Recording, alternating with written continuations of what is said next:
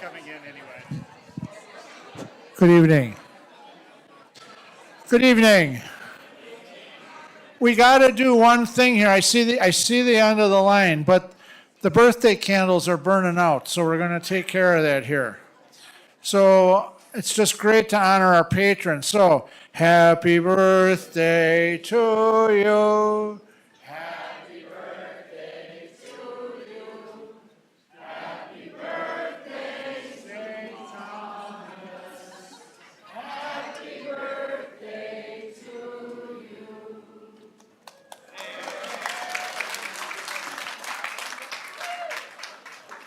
Very good. We'll just wait a couple minutes, get the rest of the people through, and then Deacon Jerome's going to take over with a beautiful presentation prior to the Friar. And I haven't heard it, so I'm as on the edge of my seat as you are with his. But if it's anything like your homilies, I know it's going to be good. Okay.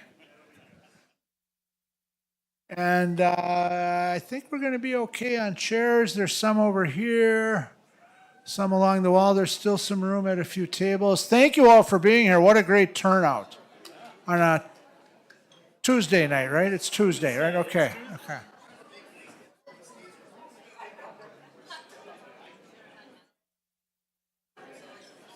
All right. So why don't we do this? I'm going to turn it over to the good deacon, and we'll go from there. All right. Just going to turn that off. Does this work? Yeah, it's working. Good. Well, welcome everybody. Glad to see you here. Hope you've all got something to eat and drink. You're going to need it to get through this presentation. So, just a couple notes before I get started. I've decided to jump on the AI bandwagon. So I'm trying a few new things in the spirit of St. Thomas Aquinas, who was into new things. So I put some AI software on here, sort of voice to image software. So hopefully there won't be any wrinkles with that tonight. So prior to the Friar.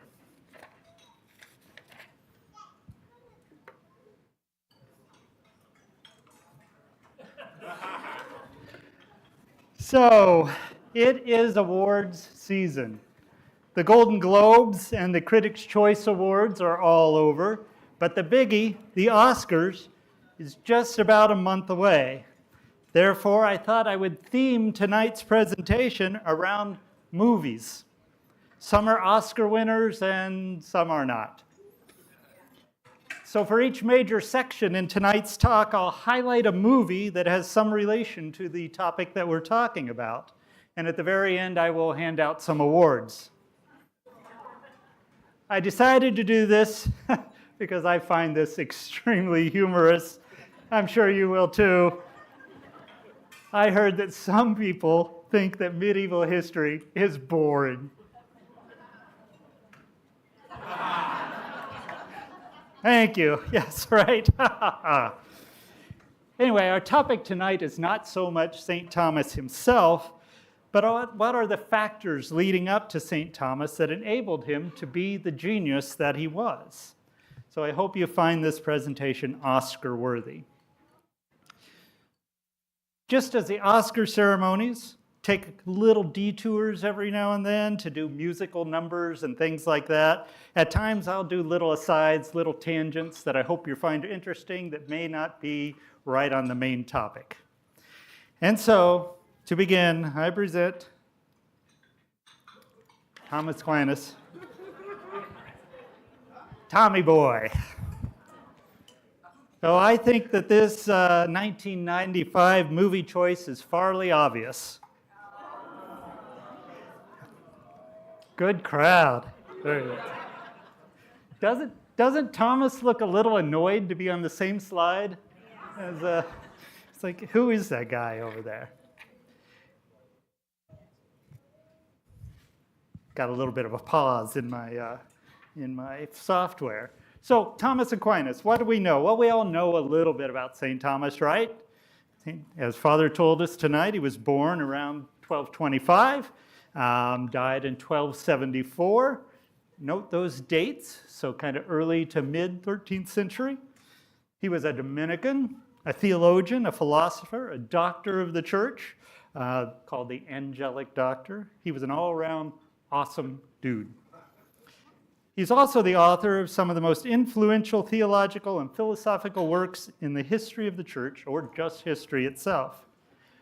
The Summas. So there's the Summa Theologiae, or Summa Theologica. That's the most famous of Thomas's works. It's a summation of theology, and it was meant as an introductory text for students. Yeah, school was tough then. There's a somewhat lesser known work, the Summa Contra Gentiles, or Against the Gentiles. It's more of an apologetic work, seeking to show the truth of the Christian faith. Then there's his really, really, really obscure work, Summa Licet Hat. Translated into English and made into the 1959 hit movie film, directed by Billy Wilder and starring, wait a second. Oh, my online fact checker just told me this is not one of Thomas's works. I apologize for the error. Let's move on. So Tommy Boy is one of the most famous and impactful figures in the history of the Catholic Church and history itself. He even has parishes named after him. But Thomas and his works are often thought of in isolation. What were the influences on Thomas himself? What factors made his spectacular career possible? So besides his natural genius, what made Thomas Thomas? Well, first we have to step back a few years. And I apologize, this was a little GIF. These guys actually walked backwards. But when we translated it to the presentation software, the GIF stopped working. So they're just stationary. But just imagine them walking backwards. So we're going to step back. So to set the stage for Tommy's birth in the early 13th century, we're going to look at a broad historical timeline that created the world that Tommy lived in. Of course, world-class historians would never make sweeping generalizations about history, so it's a good thing I am not a world-class historian. So we're going to go Roman through the years.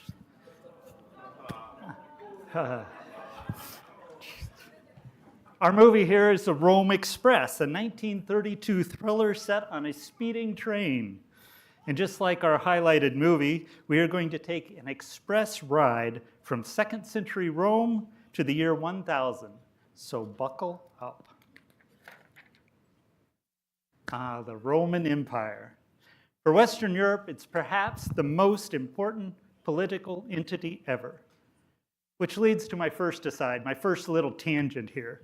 So ladies in the audience, if you came with your husbands or boyfriends or have a son with you, I want you to ask them right now how often they think about the Roman Empire. Okay? Just take a minute and ask them how often they think about the Roman Empire.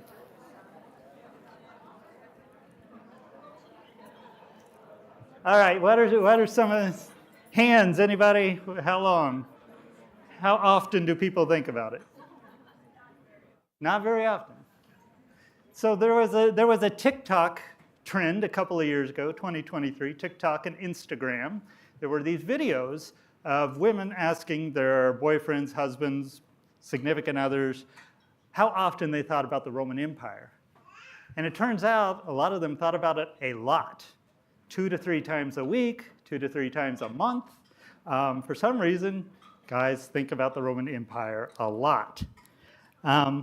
And the fact is, the Roman Empire covers a lot of Western history. So when did the Roman Empire fall? Well, that's a tough question.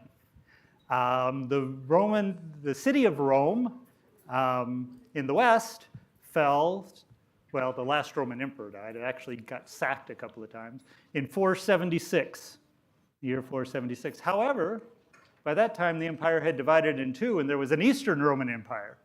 that did not fall until 1453. Okay? So 1453, the Eastern Roman Empire fell. The the Turks bombarded it with cannons. They had a lot of cannons, and they knocked down the walls. The Eastern Romans just had one. Do you know what they called that cannon? The Roman cannon. Okay, truth is they didn't have any cannons. But the Turks did, and so they took it. However, in the year 800, Charlemagne had himself crowned Holy Roman Emperor, trying to revive the mystique of Rome. And do you know how long the parts of the Holy Roman Empire existed? 1806.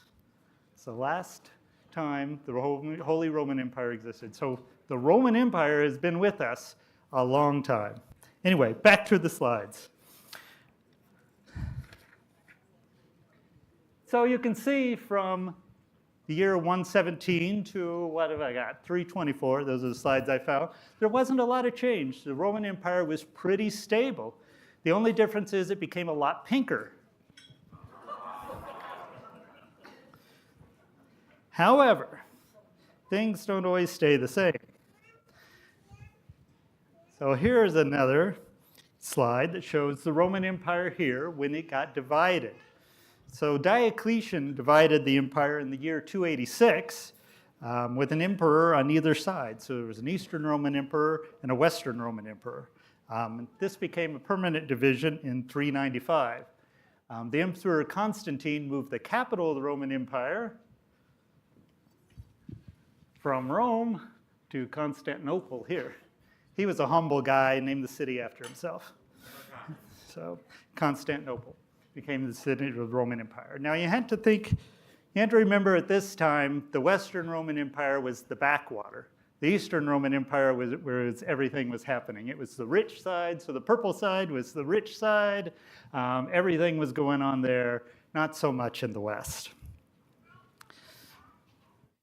When the 5th century arrives, we have a horde of invaders who come in, plunging in from the east, okay, into the west. Now, the Eastern Roman Empire was strong enough to hold most of them off. The West was not. So we have a whole bunch of different tribes coming in. We've got the Vandals, we've got the Franks, we've got the Goths, we've got the Ostrogoths, we've got the Visigoths, we've got the Oh-my-Goths. So they all plunge into the Western Roman Empire, sacking and pillaging. I mean, we get the word Vandals from the Vandals.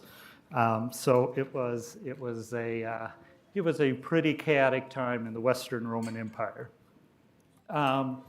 Another quick aside, if you go all the way back to Constantine called the Council of Nicaea in the year 325 because of a heresy called Arianism, not the same Arianism that the Nazis were famous for. This was named after a priest named Arius, and he believed that Jesus was not consubstantial with God the Father.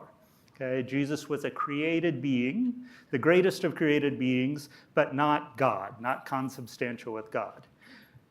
So the church got together to discuss this heresy, and they said, Arius, you're wrong. He is, which is why we get the Nicene Creed, named for the Council of Nicaea, that we say at church. And that's why there's so much repetition in the first part when we talk about Jesus being God from God, light from light, true God from true God, begotten, not made, consubstantial with the Father. That's all thanks to Arius. However, Arianism was very widespread, and most of these tribes coming in from the east were Arians. Okay? So one of the tribes, however, under a king named Clovis, was the Franks. And he converted to Roman Catholicism and became an ally of the Pope, because the Pope needed allies at this time because the East was having its own troubles. So at this time, we kind of see a shift from Rome looking east to Rome looking north to Europe. Anyway, that was a little aside. Clovis, by the way, the Franks are the same people that eventually Charles Martel comes from, who drives the Muslims invade France, Charles Martel drives it out, and he had a great-grandson called Charlemagne. We'll talk about him later. I say great-grandson, grandson. All right. So just as things seem to be settling down, whoops, 2 slides, we get more chaos in the 6th and 7th centuries. So remember I told you that the Eastern Roman Empire was doing pretty well? Well, in the next century, they did even better. So everything that's in green here, the dark green and the light green, was ruled by the Eastern Roman Empire. So kind of Greek influence over most of Europe. And then in the 8th century, 7th and 8th century, we have the Muslims. So Muhammad in 622, and by 700s, they're into Spain and have captured most of Spain, go into France, where they are defeated in battle by Charles Martel of the Franks, who we just talked about. I need a drink.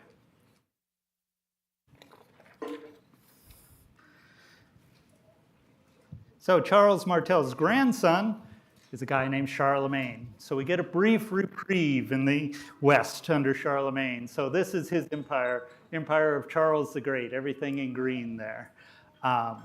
So for a brief period of time around the year 800, he rules most of Europe. That reprieve does not last long because we have a new wave of invasions. So we have the Vikings, the Norsemen coming down, and we think of the Norsemen just attacking Europe. Well, they sailed into the Mediterranean. They came down the rivers of Russia into the Byzantine Empire, Eastern Roman Empire. They became the Varangian Guard. The Eastern Roman Empire hired Vikings to be his bodyguard. The emperor did. If you go to the Hagia Sophia in Istanbul, you can actually find Norse runes carved into it. So a little graffiti from the Norsemen. So, and then you also had more Muslim invasions, particularly Sicily and southern Italy. And then you had a group of horsemen called the Magyars in Eastern Europe. So again, a time of a lot of chaos and instability in Europe. So just there's one Viking that I've got to talk about for just a minute because he's going to come up later. And I'm going to try my AI. So computer, show me Rollo. So, I mean Rollo the Viking computer. There we go. So in the year 911, this guy, Rollo, invades northern France, okay? And he likes it there. He said, this is kind of nice. I think I'm just going to stay. So he sets up shop there. And that area is now called Normandy because it's called Norman because the Norman or the Northmen settled there. So he sets up shop. And the king at the time, Charles the Simple, he was called simple not because he was simple-minded, but because he was very honest and straightforward, a trait you don't find in kings very often. But he also didn't have the strength to kick Rollo out, so he granted him this duchy. By the way, if you like nicknames, this is the time period to look at. Charles the Simple was the son of Louis the Stammerer, who deeded some of his lands to Wilfrid the Hairy. And Louis, by the way, was the son of Charles the Bald and cousin of Charles the Fat. There are many, many more. Anyway, we'll return to Normandy and the Normans later. So here we are in the year 1000. This is kind of what Europe looks like. For the most part, by the year 1000, the Viking and Magyar raids have dwindled, and for the moment, kind of a stalemate exists between Europe and the Muslims.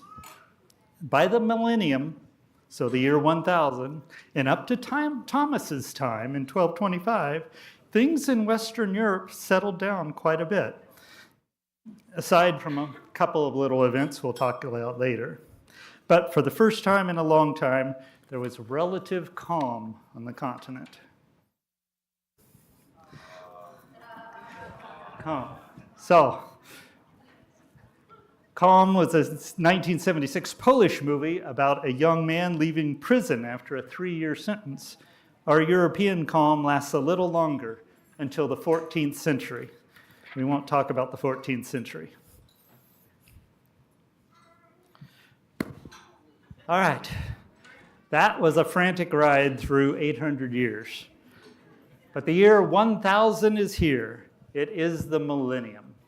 So any questions so far?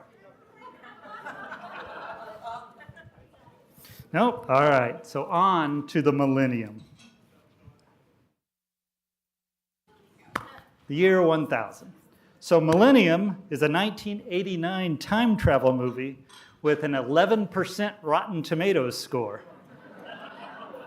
So probably not Oscar material.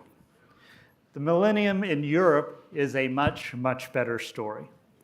So now, beginning around this time, beginning around the year 1000, we're going to focus more on a convergence of factors that would directly impact the environment in which Thomas Aquinas would live and flourish. But where to begin? Well, let's talk what everybody talks about. That's right, the weather.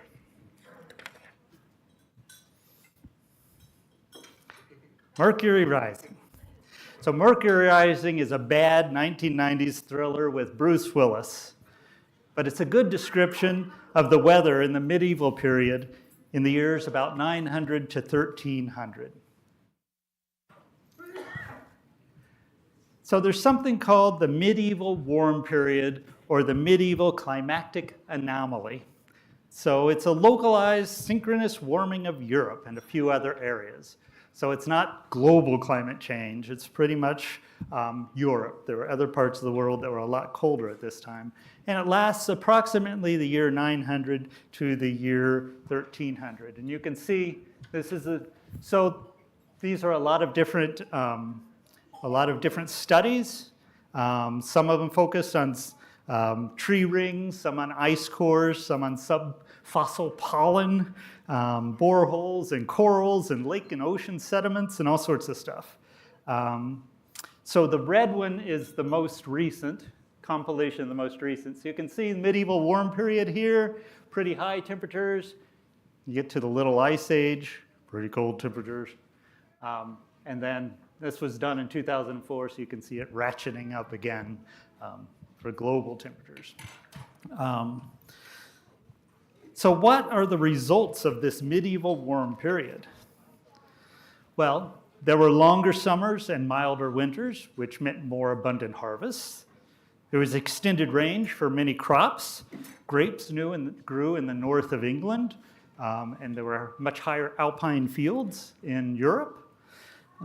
Travel conditions were better. You had milder winters, warmer, drier summers for trade and communication.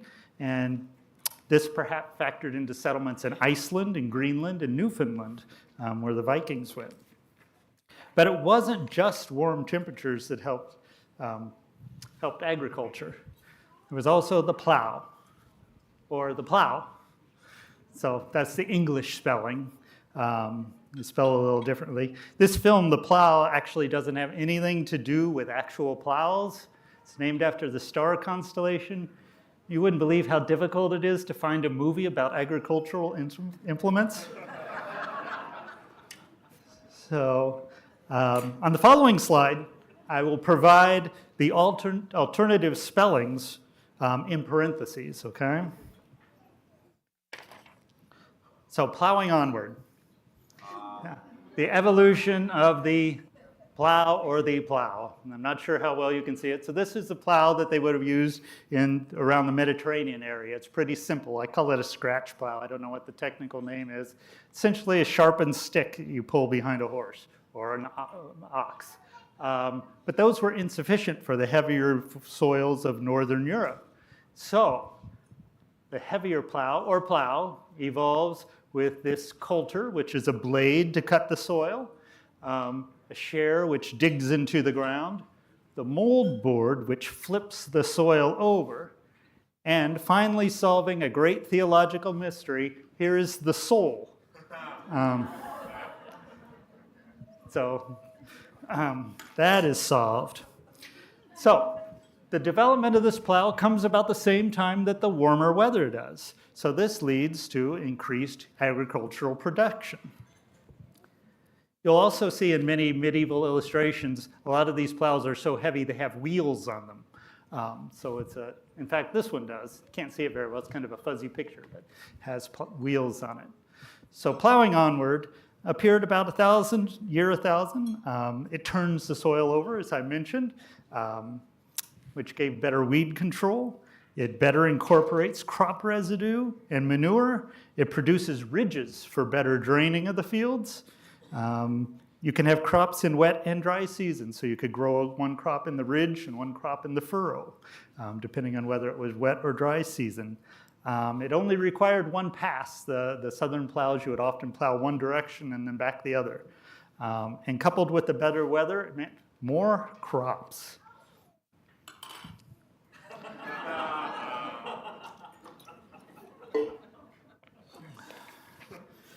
Three-field rotation. So the Fields, is a 2011 thriller with Cloris Leachman and Tara Reid. I could have gone with Field of Dreams, but this one says based on actual events. So that makes it a better choice for us tonight. So what's the three-field system? So three-field system is a system which uses, get this, 3 fields. It supersedes the old two-field system that had been in place before this. So the two-field system was you would plant one field and you would leave the other field lie fallow so that the soil would recover. And then you would plant that one the next year and leave the other one lie fallow and run your livestock on it to manure it. Well, the three-field system, you rotate, so you have a winter crop, a spring crop, and a fallow field. So you would plant winter wheat and rye, and then in one field, legumes, often beans. Beans were a really important medieval crop. They were easy to produce. They gave a lot of protein for, particularly for the lower classes, the peasants. So there were a lot of beans. If you look in medieval, find medieval recipes, there's a lot of bean recipes. But this actually really improved the diet. So the legumes enriched the soil, and you would have 2 crops a year. So you'd plant in 2 fields, so you would have more crops. So this also increased food production. So weather, plows, rotation, better weather, better plows, better crop rotation, all come together at the same time, lead to better and more abundant harvests, which leads to population growth. So the population explodes between the years 1000 and 1348. That last year is a pretty specific year because that's the year of a little thing called the Black Death, which hit Europe and killed 1/3 to 1/2 of the population of Europe, which is quite a few people. So the city populations especially skyrocket. It's estimated that in 1100, Paris had between 3,000 and 5,000 people. A lot of people say around 20,000. I kind of think it's probably more towards that higher number. Just nobody knows for sure because there weren't good records from them. But by 1300, when better records were retaken, there were between 150 and 200,000 people in Paris. So you can see what a massive growth there was in the city. So what does all this have to do with Tommy Boy? Patience. Patience was actually a made-for-TV movie and not a theatrical release. Sue me. Now it's time to step out of the medieval farm fields and talk about the Vikings. All right, hands. How many people thought we'd be talking about Thomas Aquinas and Vikings at the same time? Good. Okay, we're really going to talk about the Normans, but kind of the same thing. Oh, I didn't write down when this movie came out. Naughty me. Okay, remember that Viking Rollo that I told you about? Candy bar guy? He set up his own duchy. Right here, this little green spot is Normandy there. So you might think, well, that's a little place. don't let that fool you. Normandy was a medieval powerhouse. You all may be familiar with Rollo's great-great-great-grandson, a guy named William the Conqueror, who took England in 1066. But another Norman that you may not know about is Roger. So he conquered through various means, through a little bit of warfare, a little bit of diplomacy. He conquered somewhere else. He conquered Norman, Muslim, Byzantine, Roman, Greek / Italian Italy. So why am I calling it this? Well, this southern Italy, of course, was Italian to begin with. And then the Greeks moved in during the heyday of the Greeks, 300 years before Christ. And then they were conquered by the Romans. The Romans came in from the north, took southern Italy, who were in turn, we talked about earlier, conquered by the Byzantines. And then the Muslims moved in, and finally the Normans moved in. So the Norman rulers, when they came in, found this very diverse population with a very diverse bureaucracy there that had been set up. So they utilized all these different people, whether they were Muslim, had a lot of Jewish people in their bureaucracy, they had a lot of Muslims, they had a lot of Greeks, so they learned to work really well with them. And even though the rule passed to the Hohenstaufen family in 1198, much of that bureaucracy remained the same. So they expanded the kingdom. So this is the kingdom in 1154, including a little place called Aquino, Thomas Aquinas. So Thomas's mother, Theodora, was of Norman heritage. So she had Norman blood in her. So around the same time that all of this is happening in southern Italy, a couple more events were unfolding. The Crusades. The Crusades was a 1935 Cecil B. DeMille film about the Third Crusade. DeMille was also the director of the Ten Commandments, if you guys have seen that with Charlton Heston. Do you know that's still in the top 10 highest grossing films of all time, adjusted for inflation? It is. And you could say that the Crusades also underwent a sort of inflation. After the First Crusade was launched in 1095, there were many, many, many other crusades stretching over hundreds of years. We tend to think of the Crusades as the people from Europe going to take the Holy Land, but there were many other crusades. Inside Europe, there were crusades against heretics inside Europe. There were crusades in Eastern Europe, and they lasted up into the 1500s. So there are many, many crusades. It's another whole topic, maybe another day. We're just going to talk about 3 crusades and their impact on Thomas Aquinas. So let's start with the granddaddy of them all, the First Crusade. So, at the Council of Clermont in 1095, Pope Urban II had gotten a request from the Eastern Roman Empire in Constantinople, who was being assailed by the Seljuk Turks. And on the very last day of this council, Urban has this speech where he calls for a crusade.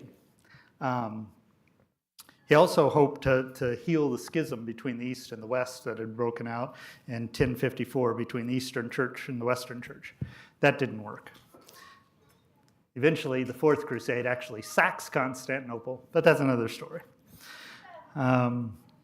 So this speech he gives calls for a crusade, and the crusade is, perhaps surprisingly, quite successful. I'm not going to talk about the People's Crusade under Peter the Hermit, which actually probably was the first of the first crusades. It wasn't a real crusade. It's really a sad story. Google it. But the first, what's called the Prince's Crusade, was actually quite successful. You can see they got the Kingdom of Jerusalem, the County of Tripoli, Principality of Antioch, and the county of Edessa, all taken by the Crusaders. So they set up their own little kingdoms. And they hold on to parts of the Holy Land until the year 1291. But the fighting part of the crusade is not what's important to us. What's important for us tonight is the increase in trade and contact between East and West. The Crusades opened new markets for Europe and introduced better access to exotic items from the East. And you can kind of see this in a comparison of trade routes between the year 1000 and the year 1212. So just before Thomas's birth. So you can see very scanty trade going into Europe here. Don't trip over anything. And quite extensive trade. And look at all the cities that have popped up here, have grown here. I can't read the population sizes, but and in Northern Europe. Because it wasn't just trade from the Mediterranean to Italy. It was also growth of trade inside of Europe. So the trade really increases, particularly kind of going up the center of Europe there. A lot of big cities have what they call trade fairs. So there's especially this growth of trade in these towns.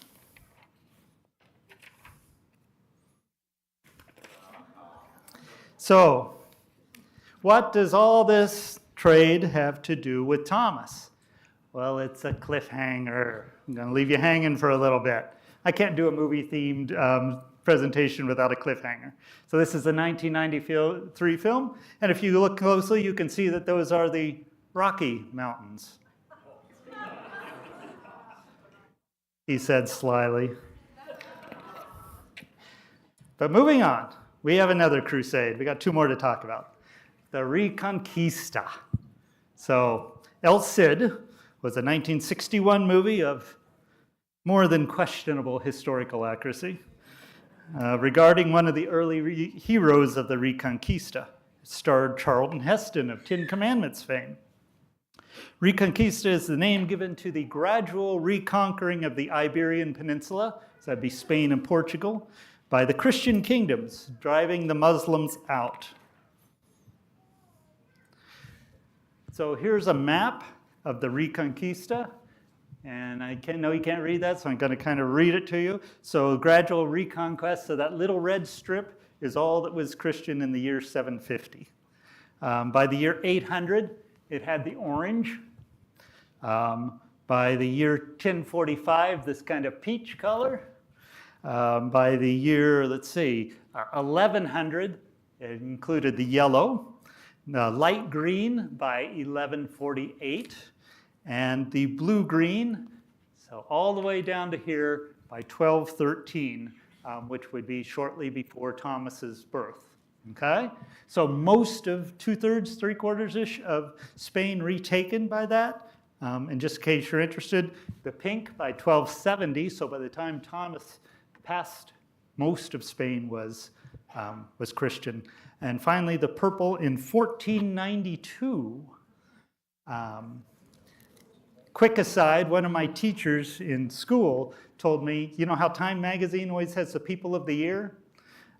If there had been Time magazine in Spain in 1492, it would have had Ferdinand and Isabella, the king and queen of Spain, on the cover, but not for Columbus's finding the New World. They wouldn't have thought of it then. They didn't think it was that big of a thing then. It would have been for them kicking the Muslims out of Spain. Columbus would have been a page 9 story, something like that. So, all right. So by Thomas's birth, most of Spain's been reconquered. But what's important for us tonight is not what took place on the battlefield, but what existed in the conquered cities' libraries. But first we have to go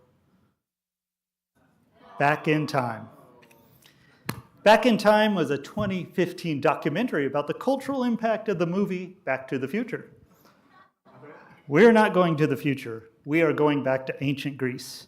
Computers, show me ancient Greece. Not that ancient Greece. That's the one. So, a few hundred years before the birth of Christ, Greece was the home of two roughly contemporary philosophers who greatly influenced Christian philosophy and theology. The first of these was computer Plato.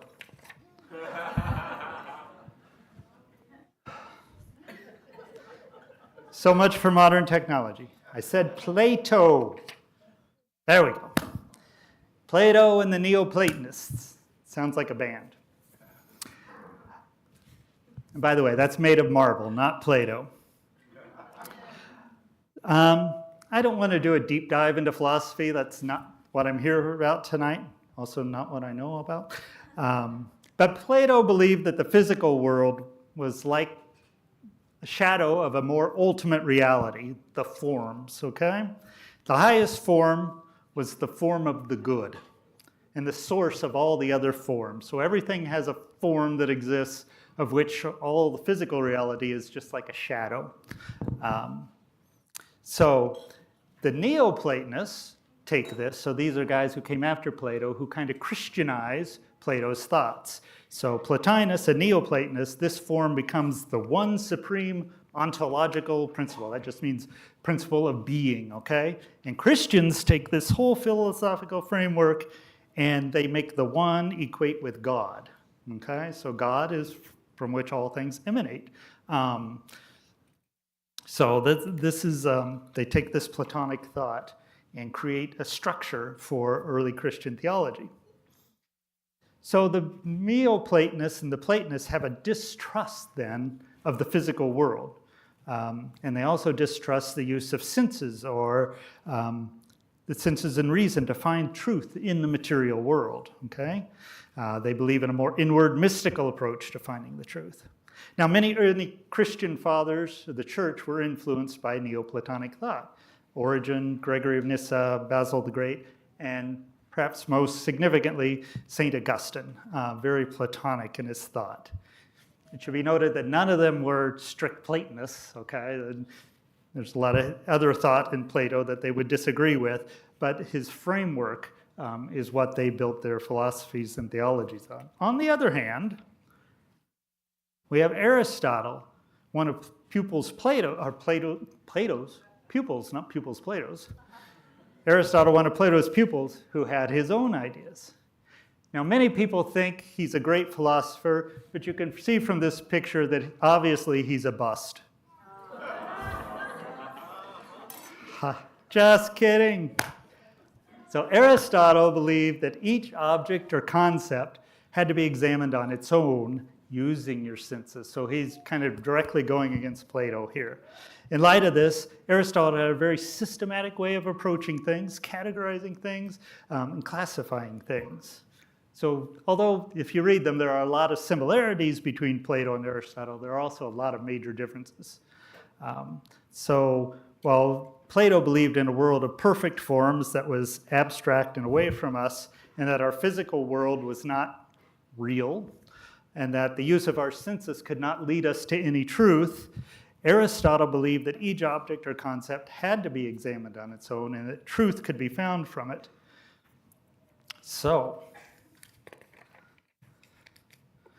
for example, Aquinas picks up on some of Aristotle's work. Aquinas is very influenced by Aristotle.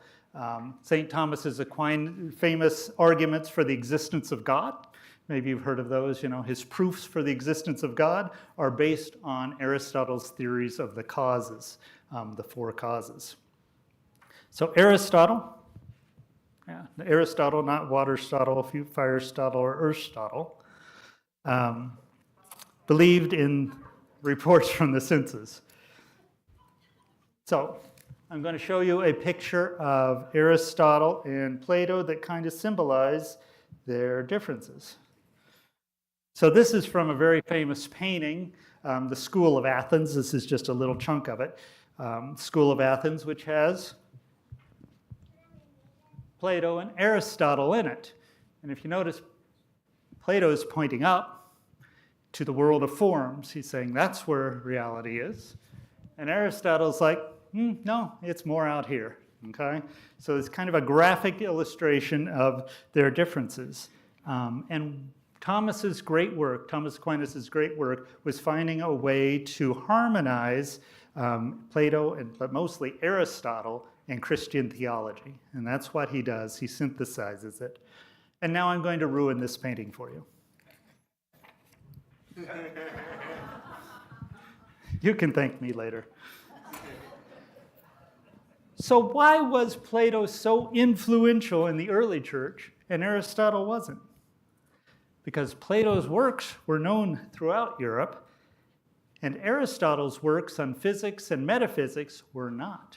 The Europeans didn't know about them. They didn't have copies of them until they found them in those libraries and reconquered Spain. Okay?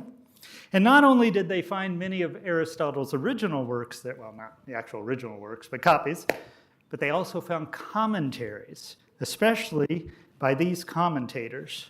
Computer, show me the commentators. No. Show me the commentators on Aristotle whose works influenced Thomas Aquinas. There we go. So we have two really famous commentators on Aristotle. First is Ibn Rushd, or Averroes, as he was known in the West. And you can see his years there, 1126 to 1198. And then Moses Maimonides, who was a Jewish philosopher, 1138 to 1204. They were both from Cordoba, Spain, which had recently been conquered, retaken by the Christians. Averroes in particular was influential, not just for Thomas Aquinas, but for philosophers throughout the West. In fact, if you read medieval philosophy, you will just find references to the commentator. I won't even say his name. That's who he is. That's who Averroes is. And Moses is usually just known as Rabbi Moses. So these two guys had the works of Aristotle, and then they wrote commentaries on them that kind of dived into his work and parsed it, and they would argue with him. And these were very influential for Thomas Aquinas. So after the Reconquista, their works also were copied, translated, and spread throughout Europe. So if you read the Summa Theologica, you will see the commentator referred to, or Rabbi Moses referred to, and that's who Thomas is talking about. So, quick recap. The Crusades in the Crusades in the Eastern Mediterranean lead to more trade and travel between the East and West, and the Reconquista introduces the philosophy and philosophical systems of Aristotle to Western Europe. But wait, there's more. One more crusade in quotes, church reform. So, Reform is a 2023 short film about erasing memories. The church decided it wanted to erase some memories of the last couple hundred years, because the hierarchical church in the years, particularly the 900s, was not a great place. There was a lot of, the papacy had become pretty much a tool of the Italian aristocracy. The different princes would put their favorites in to be pope, or just a figurehead.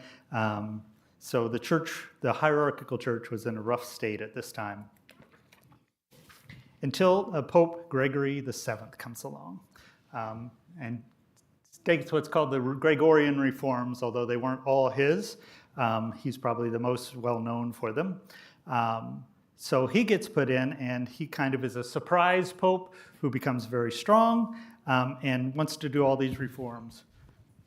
One of them is the investiture of clerics. So that just meant that up until this time, if you were a king, you would put who you wanted in as bishops or abbots. You would just choose them and, okay, my brother-in-law, I'm going to make him abbot over here, and have all this land and money. And Gregory's like, no, that's not the way it should work in the church. The church should be appointing these people. And so this is a conflict throughout the Middle Ages. It's called the investiture controversy, and you can find a lot about that out there.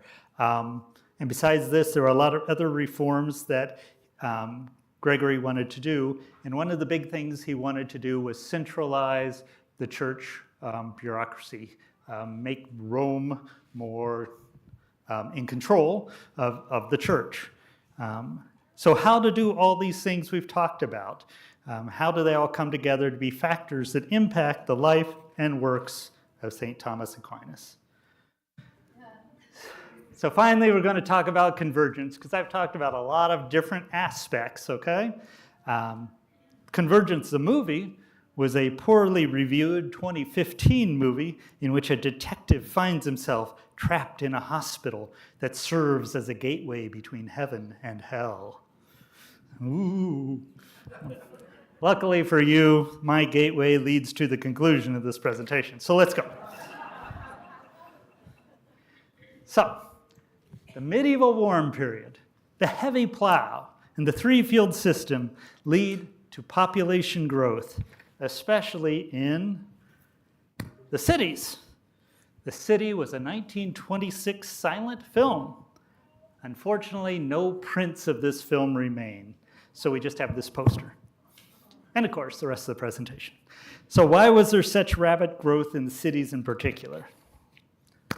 Well, our three crusades brought consequences with them that converged in the cities of Europe. But what shall we use to describe these three consequences? I know. The Lord of the Rings. Those of you who know me know that I couldn't resist this. So, we're going to look at these in order of Oscars won. The Return of the King. So this actually is tied for the most Oscar wins ever. Return of the King. So, the Holy Land's crusades galvanized trade throughout Europe. This helps develop a middle class, okay? Because with all the trade coming in and your population explosion, you got a lot of people going to the cities with more food.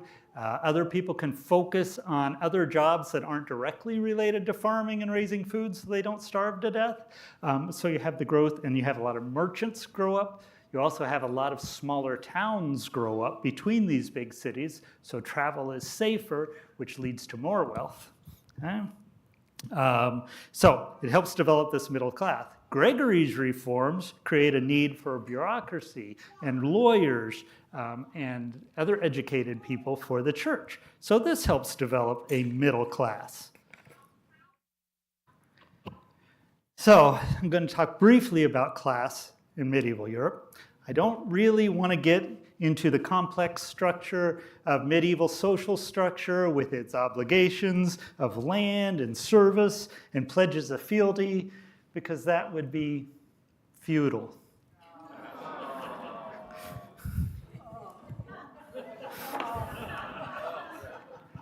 So this middle class that I talked about, essentially, it's kind of between the peasants and the knights here for the most part, at least early on. So that's where these people would be. So you've got all this growth in the cities. You got this demand from these middle classes. So you also have this influx of learning from the Reconquista. I'm calling this part the Fellowship of the Ring. You got this influx of learning from the Reconquista and demands for education from this new middle class, because they need accountants, they need lawyers, and things like that. So you have the foundations of the first universities in Europe. So the universities in Europe, these develop from associations or fellowships, see what I did there, of students and teachers under the aegis of the church. So these are just some of the early ones. So you have like Salerno was in the 12th century, Rome 1303, Paris the 12th century, which is where Thomas will be, Oxford in the 12th century.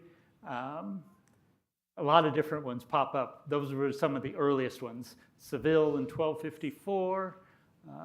It seems like there was another really early one in Spain. Salamanca in 1227. So a lot of universities pop up at this time. And some of them were even specialist universities, like the University of Bologna was law and canon law, Salerno was medicine, and Paris, with Thomas, was theology. All right, one other factor, the two towers. So the explosion of populations in the cities leads to the founding of two orders to serve these people in the cities. the Franciscans in 1209, and the Dominicans in 1216. Okay? So St. Catherine of Siena says, truly Dominic and Francis were two pillars, two towers of the Holy Church. Francis with the poverty that was his hallmark, and Dominic with his learning. So Thomas, of course, joined the Dominicans for learning and studied then and taught at the University of Paris, which we saw had just been formed in the century before. I want to talk about one final factor that influenced Thomas, and that was a mentor. So The Mentor is a 2019 short film that just happened to have the perfect title for this final section. Albertus Magnus, Albert the Great. So he was a doctor of the church. He was a Dominican as well. He studied Aristotle at the University of Padua. He also studied at Bologna and taught theology at Paris, where St. Thomas was one of his students. Okay? And he worked to harmonize Aristotle's philosophy with church teachings. So he wrote widely on logic, theology, botany, geography, astronomy, astrology, mineralogy, alchemy, zoology, physiology, justice, law, friendship, and love. So just a couple of things. So I actually did my master's paper on Albert the Great's alchemy. So he's a fascinating guy. So he stressed the importance of inquiry, just not accepting what we're told. So like I said, Thomas was Albert's student, and he kind of took him under his wing. And some students thought that Thomas was kind of slow, but Albert said, "You call him the dumb ox, but in his teaching he will one day produce such a bellowing that will be heard throughout the world." So Albert recognized his budding greatness and did everything he could to encourage Thomas. He also defended Thomas. When Aristotle's teachings first came into Europe, a lot of bishops refused to let Aristotle be taught, so they were attacked, and Thomas's works were also attacked. But Albert defended him, and when you're called the Great during your life, people tend to listen to you. So when Albert moved to teach in Cologne, Thomas followed him there. And he was also a good model for Thomas in humility. The Dominicans at that time were forbidden to ride horses, actually, from place to place. So they walked everywhere. Walking from Paris to Cologne to Rome takes a while. And now the moment you've all been waiting for. No, not quite the end. Whoops. That's just more. It's awards time. Time for the awards. We're going to start with Best Picture. So what is the best picture of the factors leading to the brilliant success of St. Thomas Aquinas? What things awarded him the best possible environment to be successful? Time to hand out awards. The best political climate. Well, that would be the relative calm of Europe when Thomas came along. After years, decades of turbulence and incursions from the outside, Europe enters a period of relative calm. The best regular old climate, the medieval warm period. Better weather means more acres under tillage, more acres for pasture, better transportation, longer growing season, all of which equals more people. You have a population boom. The best new technology goes to the plow. Improvements in plow design for heavier soils leads to more land under tillage, more food, more people. The best farmland management, the three-field system. The rotation of crops equals more acres under tillage, better fertilization, more food. All of these equal more people. So the best results of the population explosion: more people, more towns, safer travel, more trade. More people means a bigger tax base for people, which leads to better infrastructure, more trade, more wealth. More wealth in time and money leads to more time for non-labor occupations, like that Thomas would be in. More towns, more opportunities for middle class and non-labor occupations. More people, towns, and trade, more exchange of ideas. So the downside of more people is more urban poor, which leads to the Franciscans, and need for more education to spread the Catholic faith, which leads to the Dominicans. The best integration of diverse cultures would be the Norman Kingdom of Sicily, where Thomas was born. Because of all the diverse influences there, Thomas knew how well to work with the ideas and thoughts of a variety of peoples. And Tommy's mommy was a Norman as well. The best stimulus to trade would be the Holy Land Crusades, which stimulated trade with the East. It opened new trade routes, particularly through Italy, where Thomas was. Increases trade within Europe, more contact with people, more ideas, and creates a demand for education, the number one. The best introduction to Aristotle, the Reconquista of Spain, introduces philosophy of Aristotle and his Muslim and Jewish commentators to the West. It's had a huge impact on European thinkers, also creates demand for education. That's the second thing. The best use of the word investiture, the Gregorian reforms, improve the standing of the church, leads to the centralization of the church, need for lawyers and diplomats, creates demand for education. Number three.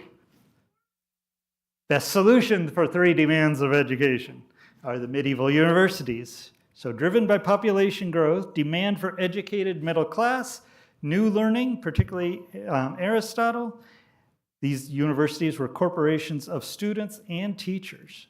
It's interesting when you look at it, some of the universities were run by the professors and some were run by the students, depending on the university. The best new order, went 2 slides. 3 slides, how did that happen? Best new order, it's a tie. The Franciscans and the Dominicans, although tonight we'll say Dominicans. So driven by rapid urbanization, the church responded to the increased need to minister to the urban poor and the increased need for educated preachers. The Dominicans were especially closely attached to the newly minted universities. And finally, the best supporting factor is St. Albert the Great. As a mentor to Tommy, he introduced him to Aristotle, supported him in his studies, and defended his views when attacked. He was also a mentor in humility. So with all these factors coming together just before Thomas's time, we see the convergence of all these factors in the genius of St. Thomas Aquinas. We must ask ourselves at this point, is this a matter of providence? Can we say it's mere coincidence? Or just good timing? Or is something else at work? That's a question that could lead to some spirited discussion.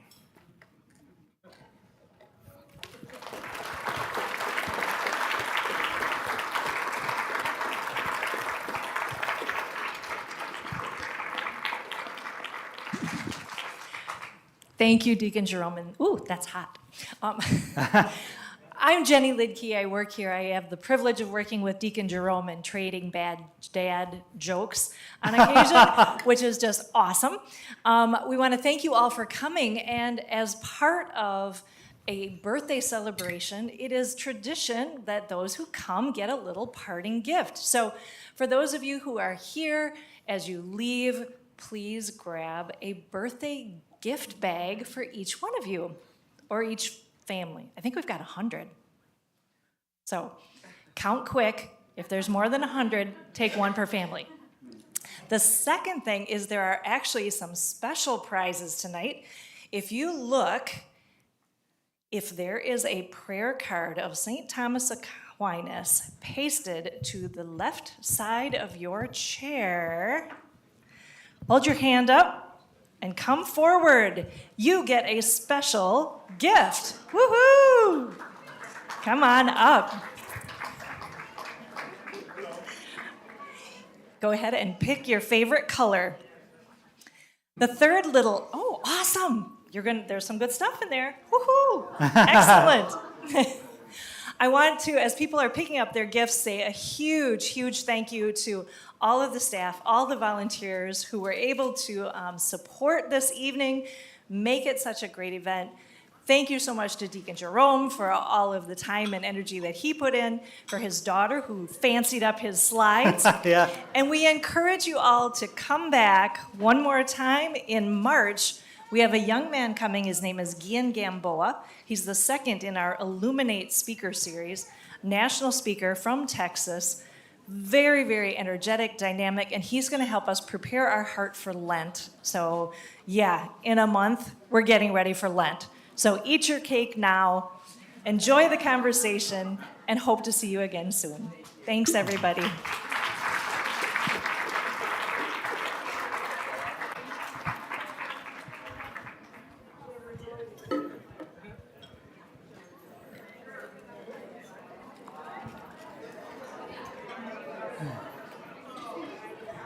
Thank you.